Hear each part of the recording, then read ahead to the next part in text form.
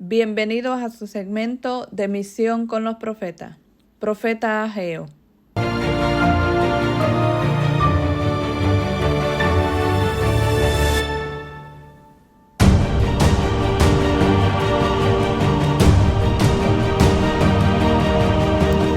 Ageo encabeza a los profetas posteriores al destierro. Estos tres, Ageo, Zacarías y Malaquías, transmiten la palabra de Dios en un tiempo totalmente nuevo. Los antiguos profetas denunciaban los pecados de Israel y anunciaban el juicio inminente. Pero ahora, pasadas las pruebas de la destrucción de Jerusalén y el destierro de Babilonia, la comunidad judía debe reconstruir su patria. Y es entonces cuando los profetas exigen que se reconstruya primeramente el templo. Bien es cierto que los judíos, como nosotros, debían servir a Dios antes que pedir la solución de sus problemas.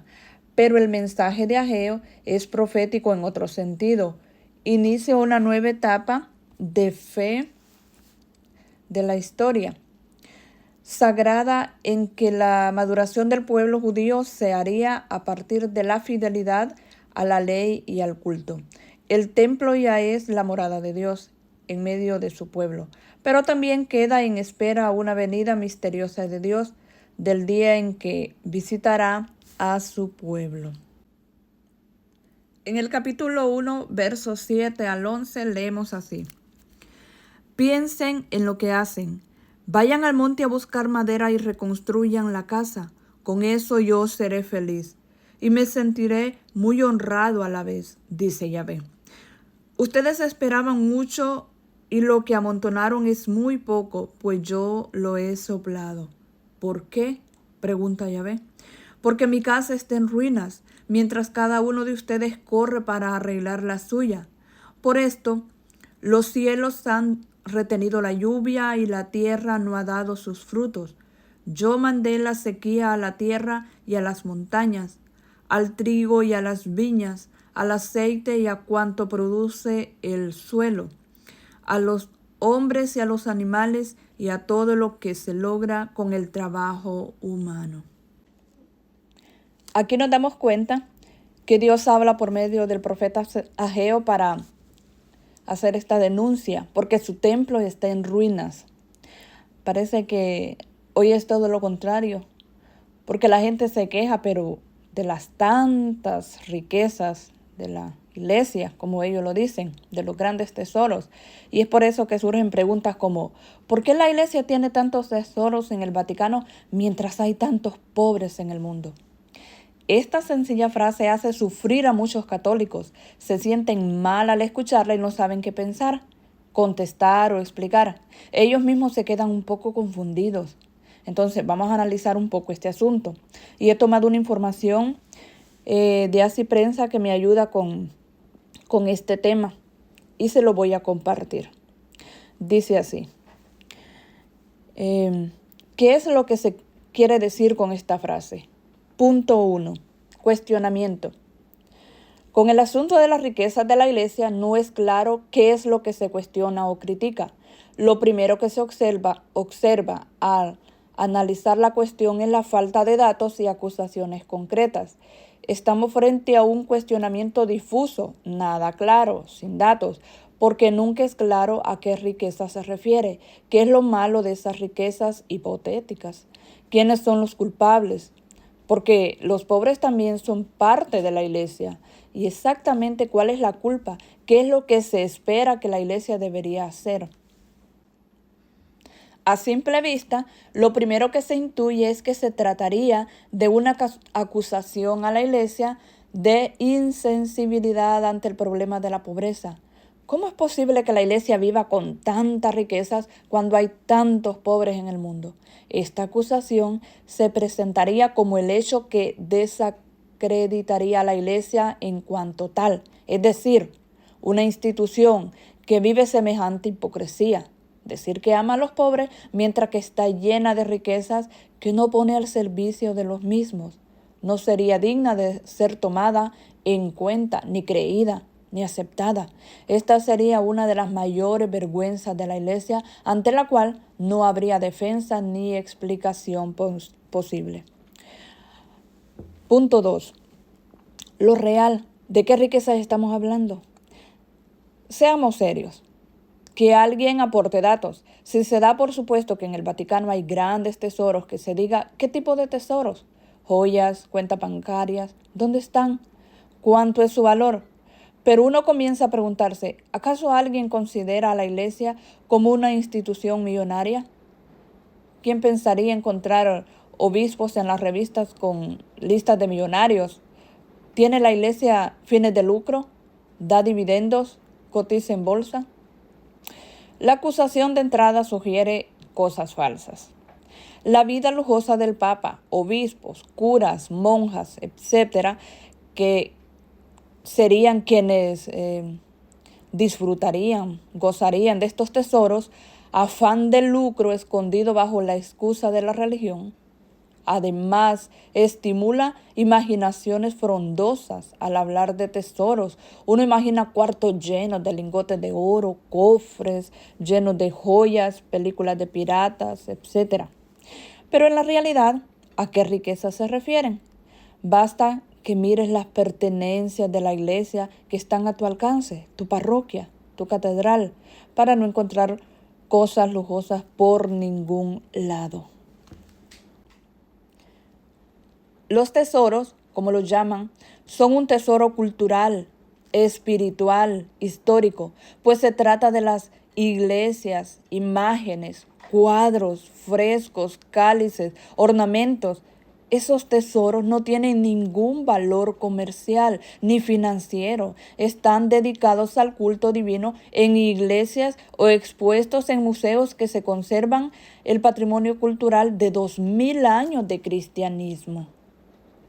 Punto número 3. Una solución al problema de la pobreza. Desde el punto de vista económico, ¿y si rematamos todo? ¿Qué pasa? Antes de entrar en el problema de fondo y demostrar que estamos frente a un debate artificial y sin sentido, detengámonos a considerar el tema desde el mero punto de vista utilitario, lo útil de una supuesta venta del Vaticano. Porque el anónimo acusador insinúa que la Iglesia debería deshacerse de todo para el bien de los pobres y de los millonarios que participarían del remate. Bueno, hagamos números. ¿Cuánto representa en plata todo lo que contiene en el Vaticano? No tengo ni idea. Pero digamos, 100 millones de dólares. 1,000, 10,000. ¿Qué es acaso para el problema del hambre o del subdesarrollo? Alguien de buena fe puede pensar que sería una solución real para los problemas de los pobres si se vendiera todo. ¿A cuántos ayudaría durante un día? ¿Serviría para algo? ¿No sería más bien un empobrecimiento inútil de la Iglesia? Lo que en realidad estarían deseando los acusadores, aunque se contentan con sembrar desprestigio con argumentos sentimentales y vacíos de valor racional. Además, el problema de la pobreza no se arregla con una donación. Es un problema de desarrollo y requiere un flujo permanente de recursos. Por ejemplo, ¿de qué serviría la donación de un hospital a un país que no contara con recursos para mantenerlo? Pagar sueldos, comprar medicinas. Hacer funcionar un hospital en no mucho tiempo es más caro que el hospital mismo. Punto 4. El patrimonio de los pobres.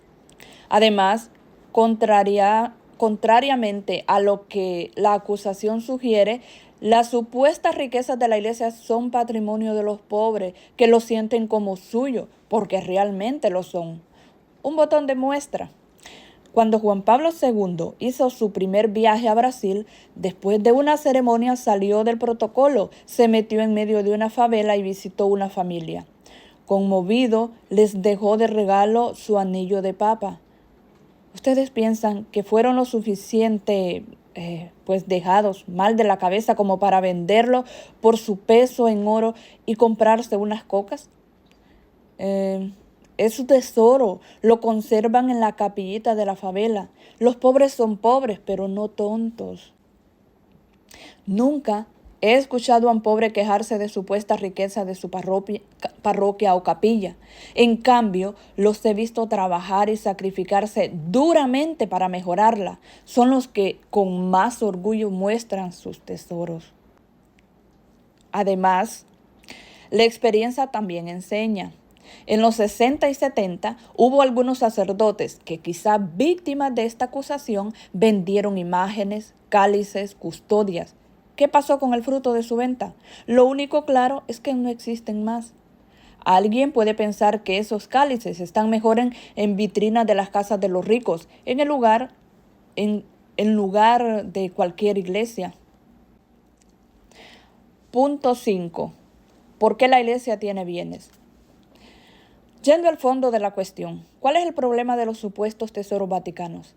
¿Es malo que la iglesia tenga bienes? ¿Que conserve obras de arte? ¿De dónde los saca?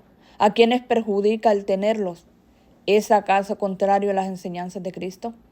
En realidad no existe ningún problema. Basta recordar el elogio de Jesús a María por haber derramado un perfume carísimo sobre sus pies y a la viuda que puso todo lo que tenía como limosna al templo. Es más, es lógico que necesite bienes materiales, como no está compuesta solo por ángeles. Para enseñar a la gente el camino al cielo necesita edificios, bibliotecas, computadoras, autos. Para dar culto a Dios necesita templos, altares. Para ayudar a la piedad necesita imágenes, libros. Para enseñar a las gentes necesita escuelas, universidades. ¿No parece que en estos 2000 años la iglesia se haya dedicado a acumular dinero? Esos tesoros acumulados en 2000 años de donaciones son objetos de culto. Normalmente quienes han cuidado de esos bienes han sido personas que vivieron voluntariamente la pobreza, que dejaron todo por seguir a Cristo, que no han tenido nada de patrimonio personal. ¿Qué bienes tiene la iglesia? Los que juzgan necesarios para el cumplimiento de su misión, que es de orden exclusivamente espiritual. Si lees la Sagrada Escritura, descubrirás que la magnificencia del culto divino es un mandato que la Iglesia ha recibido de Dios, tratando de dar a Dios cosas buenas. Está siendo fiel a lo que su Señor le ha pedido. La tan vapuleada riqueza está compuesta por esas cosas que no se guardan con avaricia, sino que se usan en el ejercicio de la misión de la iglesia. Por ejemplo, anualmente por la Basílica de San Pedro pasan 4 millones de peregrinos, se celebran 20,000 misas, hay 80 ceremonias solemnes, de las que unas 30 son presididas por el Santo Padre. ¿Te parecería razonable vender la piedad de Miguel Ángel y poner en su reemplazo una copia de plástico inflable para que la gente le rece? Punto 6. ¿Es necesaria la belleza, la historia? Como los tesoros de los que se habla son básicamente artísticos y forman parte del patrimonio histórico de la Iglesia, parece necesario plantearse si la belleza es buena o mala, si tiene alguna función en la vida humana. Definitivamente, la belleza mueve al espíritu, eleva del materialismo, hace un gran bien al alma. Rezar frente a una imagen linda inspira, eleva el alma. Como criaturas espirituales, el arte es una de las manifestaciones más altas del espíritu humano. Nos eleva y dignifica. La historia es parte de nuestro ser a través de la obra de quienes nos precedieron, su arte, su trabajo, etc. Entramos de una manera en comunión con ellos. Necesitamos permanecer unidos a nuestras raíces, a nuestros antepasados en la fe. Y el cuidado de lo que nos legaron cumple una misión muy importante al respecto. Los museos vaticanos muestran que la Iglesia siempre ha fomentado la cultura y todas las manifestaciones del espíritu humano, llegando a ser en ciertos casos la mejor protectora del arte, la ciencia y la cultura. La historia humana le debe mucho al respecto, ya que ha protegido el patrimonio cultural de las 80 generaciones que nos separa de la época de Cristo. Punto 7. Y en cuanto a la legitimidad de estas propiedades, Parece al menos curiosa la pretensión de disponer de bienes ajenos. Es decir, ¿quién es el que critica y ataca para decidir qué debería hacer la Iglesia con sus bienes? Bienes que evidentemente no le pertenecen al acusador. Porque en el fondo los bienes que causan tanto escándalo son una propiedad legítima de una institución con 2000 años de historia. No han sido robados ni saqueados, como por otro lado sí lo han sido muchos de los tesoros históricos, artísticos y culturales de los más grandes museos del mundo. En este caso han sido fruto de donaciones explícitamente hechas para ese fin, gente que ha donado sus propios bienes para que fueran usados para el culto divino, la educación, la formación del pueblo fiel, el Santo Padre. Es decir, su legitimidad está fuera de toda duda. Punto 8. Pero al final, ¿la Iglesia hace algo por los pobres? Lo más curioso e insostenible de la acusación es la insinuación de inacción frente al problema de la pobreza. Te desafío a buscar una institución que haya aportado tanto bien al mundo y sin querer en particular a los pobres, como la Iglesia Católica. Si bien su fin es espiritual, la salvación de las almas, ninguna institución con fines temporales podría haber representado tanto bien desde el mero punto de vista humano. No te olvides de quién inventó los hospitales y universidades, quién promovió la educación a través de los siglos, quién luchó contra la esclavitud, quién se ha dedicado a atender a los minusválidos, a los huérfanos, inmigrantes, moribundos, leprosos, chicos de la calle, quién atiende la mitad de los enfermos de SIDA que hay en el mundo. Una visita al pequeño Cotelongo Don Orione no te vendría mal. O algún comedor infantil de alguna villa, o algún hogar de la Madre Teresa, o cualquier local de Cáritas parroquial. En nuestro país, a la hora de catástrofes naturales, la única institución fiable para repartir ayudas es Cáritas. La gente no confía en nadie más. Busca una institución que hoy haga más por los pobres que la Iglesia Católica. ¿No parece una burla esta crítica de la institución que por lejos hace más por los pobres? La lista de las labores asistenciales de la Iglesia Católica es realmente impresionante. Y cada uno de nosotros podemos buscar en Google instituciones asistenciales de la Iglesia Católica. Ahí vamos a encontrar todos los aportes que la Iglesia da. Por hoy, solo agradecerles por haber llegado hasta el final de su programa, fortaleciendo nuestra fe católica. Gracias, muchas gracias. Que el Señor les bendiga y hasta la próxima.